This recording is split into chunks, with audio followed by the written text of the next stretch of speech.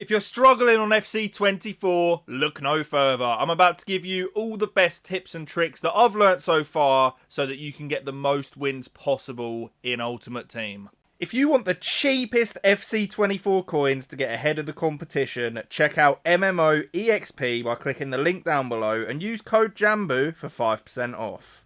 Okay, so as you can see, we are in a FUT draft final. That's my overall record, 75-9. Not the best, but I mean, I'm getting to grips with the game now for sure. So I'm going to do my best to give you guys as many tips as possible.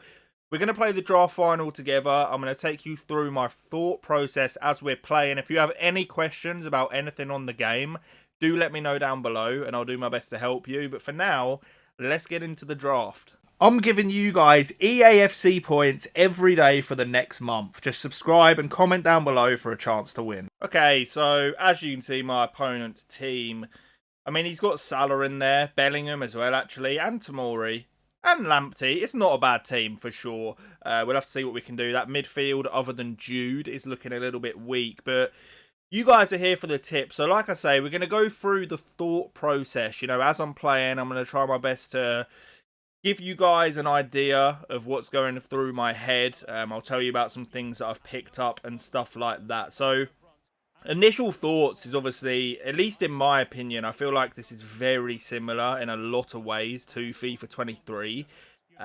You know, just the sort of meta, like through balls are still very, very viable. You're going to see here, you know, I trigger my fullback on a run.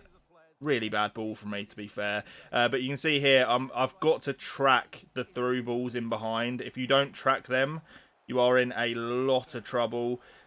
We just jockey there with De Jong. Stupidly gave the ball back, but same principle. So when you guys are, you know, under a bit of threat from your opponent, make sure that you're dragging your defenders back to mark those through balls. So you see here, driven pass into my striker, try and work a bit of magic, another driven pass, L1 sprint boost, and then we do get unlucky. It's a good save from his keeper, but honestly, playstyle wise, I feel like I'm doing a lot of the same things that I was doing in FIFA 23. So again here, you know, I'm dragging my midfield back, little offside trap, and hopefully that's caught him offside. It has. So they're still viable as well. They're something I'd recommend adding into your game. My general rule with that is, like, when they're not in and around my box, I will offside trap as much as possible to just push that line higher, and I find that that works very well. Okay, so getting back into the game now. In this, we're using quite a narrow formation. We're in a 4-3-1-2, so it's about building up and using the fullbacks out wide. So you can see here, I'm using the mini-map, seeing that my fullback is in space and then triggering runs in the middle here. Player locks are still very, very useful. Very OP, actually. And you're probably at some point going to see me use them in this game. But I get the ball back in these areas and just look to recycle the ball until gaps appear. The left stick dribbling's pretty good, so you can just recycle until you find a decent opening. So that is what we're going to attempt to do here. He's in a little bit of a mess. Maybe we're in here. And there we go, 1-0. So you see, we get the ball out wide, work it back into the middle. And that seems to be a very effective way of building up. Using the second man press here whilst applying pressure manually. And then we're going to use pace out wide. Salah's done so well there, by the way. But you can see here, dragging and marking the space, using that second man press as well to try and cut the passing lanes, not committing too heavily here, second man press, and then nothing is going to come from that. Using the mini map in these scenarios, you know, to try and see who is in space and who isn't, triggering runs with L1 to get my fullback moving. You're going to see here, we should be able to play the ball out. Yes, we can. And then we may have another option on the edge of the box. Awful pass from me there. I should have delayed that more. But you can see I've got to mark this space, especially when he's got quick players. He's just got it through. The idea was right from me there. You need to mark that space in behind, but he just got, you know, that extra yard on me.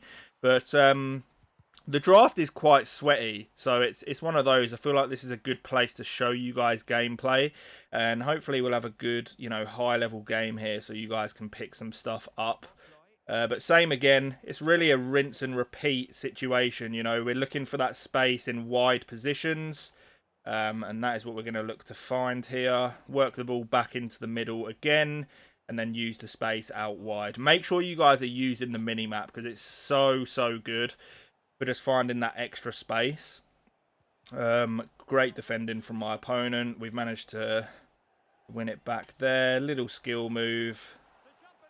You can literally, you see there, the keeper falls to the floor and all you have to do is run by them. Literally nothing else required.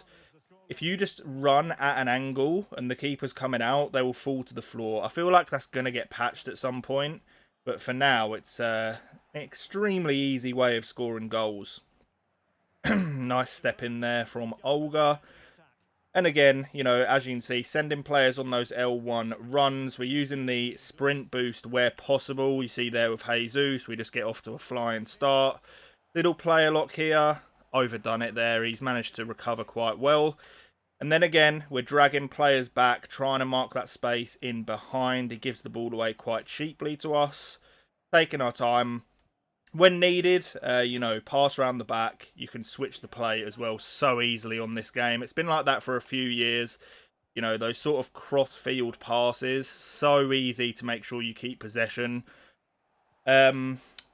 Some of you may be wondering as well, because on FIFA 23, I barely ever pressed the tackle button. It just wasn't needed. I am feeling like I'm pressing it a lot more now. I think without doing it, you don't win anywhere near as many like 50-50s, etc. So if the ball is there to be won, by all means, you can go in and actually press that tackle button. But a nice drag back there. They're another thing that are super useful on this game. Mark that space. Lovely stuff. This Putella, by the way, from Barcelona, the female, unbelievable player. Just take our time here, fizz the ball in. You've quite often, I feel like it's very hard to press on this game, so you've often got a lot more time and space than you actually think you do. It's very easy if you put your mind to it to keep the ball on this game. Gabrielle, really nice stuff. And then we're trying to work our way out here.